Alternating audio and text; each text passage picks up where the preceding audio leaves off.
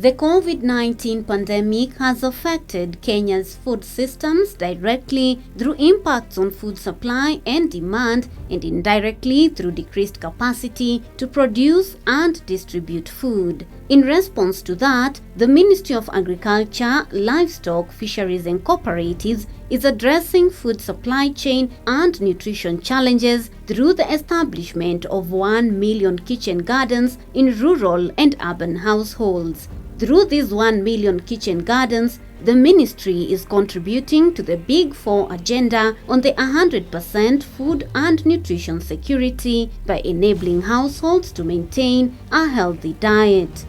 Food safety is also an integral part of food security. The ministry is therefore promoting good agricultural practices that are necessary for the production of safe and healthy fruits and vegetables. In this video, we will look at basic good agricultural practices that should be applied during production and post-production that help in reducing the risk of microbial contamination of food.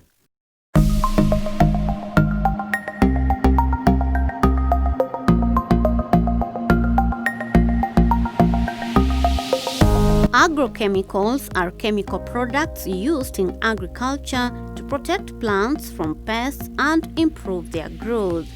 They include pesticides, insecticides, herbicides, fungicides, nematicides, and fertilizers.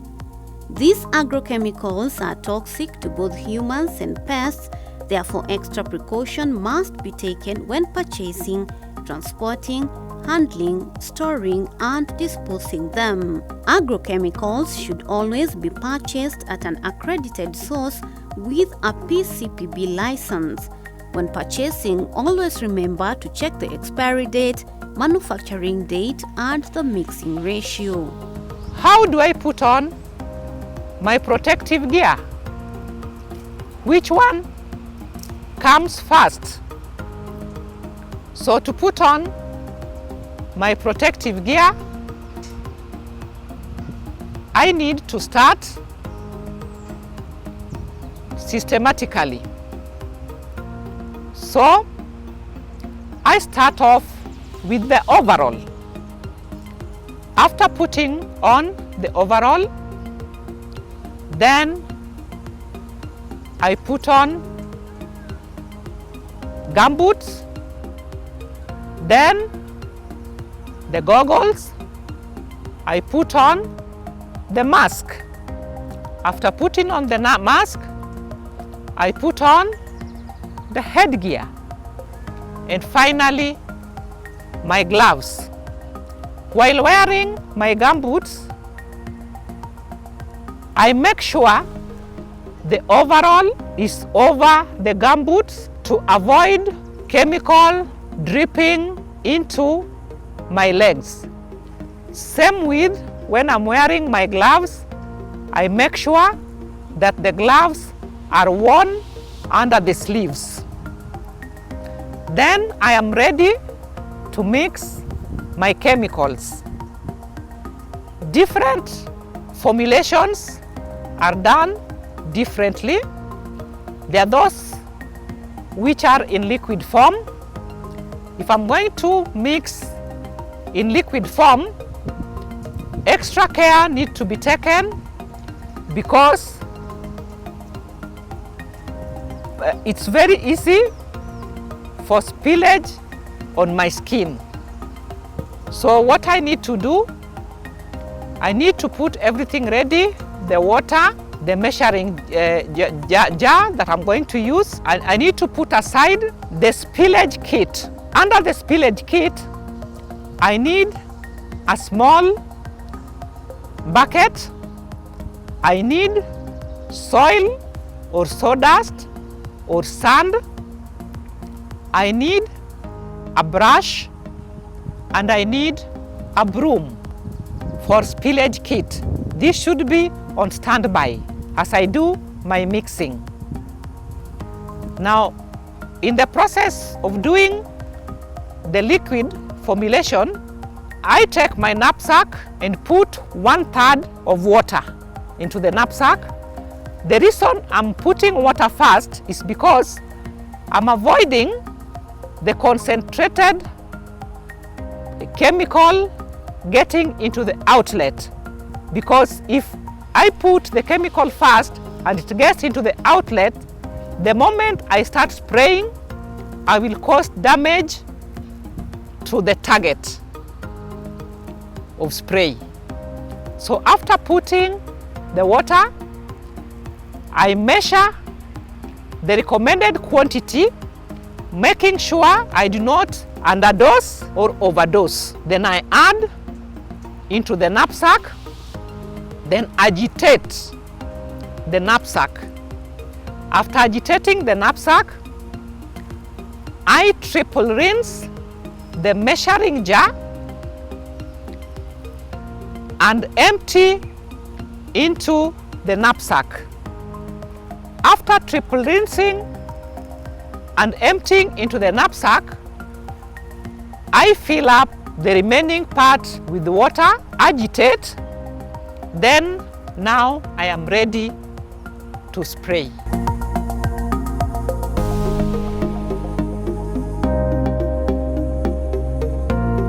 Harvesting at the right time can have a big impact on crop yield and quality. There are different harvesting styles depending on the type of plant. In this video, we will learn how to properly harvest vegetables in a kitchen garden. This is a corn garden. In our corn garden, we have strawberries, curly kales, spinach, and kales, sukuma wiki. The normal sukuma wiki, this is 1,000 heads. We are going to do harvesting of some of the vegetables today. Early morning harvesting is best for most vegetable crops. When harvesting greens for salads or cooking, the best picking time is before 9 a.m. When the sun is too hot, the plants will have wilted, and that makes them difficult to prepare. So we are going to have an open basket which is well aerated so that our vegetables remain fresh. And then we are also going to use a sharp knife. We are using a sharp knife because we want to cause minimum damage to the plant.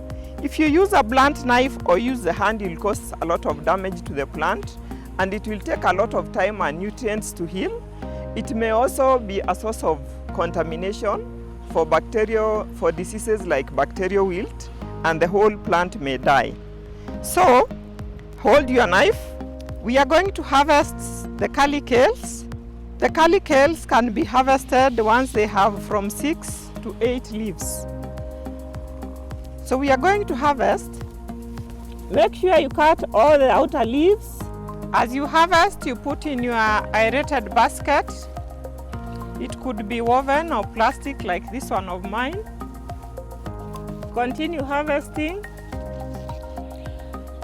As you harvest, you leave the stalks 2 inches from the plant to prevent diseases and injuring the plant, so that the plant doesn't waste nutrients healing the wound. Eventually, these left stalks will dry off and just fall naturally, and the plant will continue growing. We have left at least 4 leaves. You leave at least 4 leaves. These 4 big leaves are what we are likely to harvest next time. So don't cut all the leaves and leave the small ones only. Remember, the plant manufactures its food through the leaves, so you must leave enough leaves for the plant to manufacture its food. Continue like that until you do the whole garden, so that next time you come, you can harvest again. Alternatively, you could do a few plants, next time a few plants, and continue with that kind of sequence next time you're harvesting again. So that is our harvested plant. I've left at least 4 big leaves so that the plant continues maturing food, manufacturing food. If you continue harvesting like that, you're also giving enough space for the new leaves to grow. Harvest often. Some vegetables mature very fast, therefore it is a good idea to stay on top of harvesting. Frequent harvesting can result in higher quality and better tasting vegetables.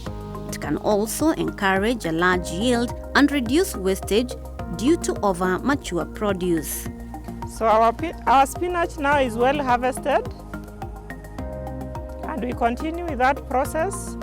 The remaining leaves can be harvested like after 2 weeks or even 1 week.